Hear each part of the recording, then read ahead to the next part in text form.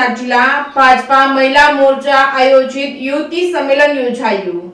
ગીર સોમનાથ જિલ્લા ભાજપના મહિલા મોરચા દ્વારા ઉના શહેર તાલુકા કક્ષાનું યુવતી સંમેલન યોજાયું હતું। ઉના શહેરના વરસિંગપુર રોડ ઉપર સ્થિત સોમનાથ બાગ ખાતે યોજાયેલ આ સંમેલનનો પ્રારંભ ધારાસભ્ય કાળુભાઈ રાઠોડ તથા જિલ્લા ભાજપના પ્રમુખ મહેન્દ્રભાઈ પીઠિયા, જિલ્લા મહિલા મોરચાના પ્રમુખ નિશાબેન ગોહિલ સહિતના આગેવાનોએ દીપ પ્રાગટ્ય કરી કાર્યક્રમને ખુલ્લો મૂક્યો હતો।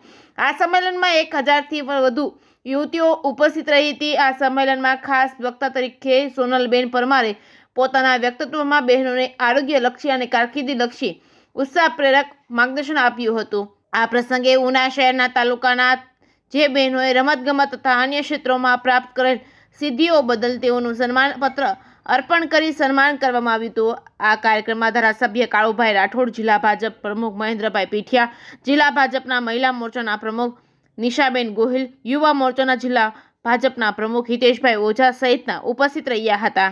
રિપોર્ટિંગ બાય કાળુ આહિર દેવ। જય સોમનાથ, વંદે માતરમ, ભારત માતા કી જય।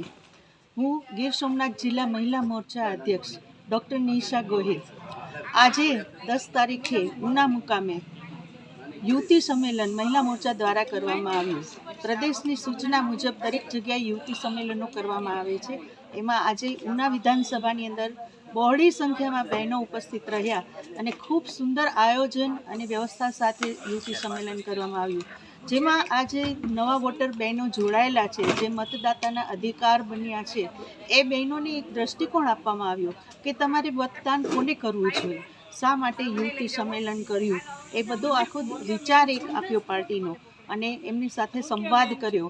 આ તકે ધારાસભ્ય કાળુભાઈ રાઠોડ, અમારા જિલ્લા અધ્યક્ષ મહેન્દ્રભાઈ પીઠિયા, એમણે પણ ખૂબ જ સુંદર માર્ગદર્શન આપ્યું અને મહિલા મોરચાના તમામ બહેનો, અમારા પ્રભારી બહેનો સ્મૃતિબેન અને જિલ્લા સંગઠન તથા મહિલા સંગઠનના બહેનો પણ ઉપસ્થિત રહ્યા હતા અને કાર્યક્રમ ખૂબ જ બહોળી સંખ્યામાં સરસ રીતે પૂર્ણ કરવામાં આવ્યો। જય સોમનાથ, વંદે માતરમ, ભારત માતા।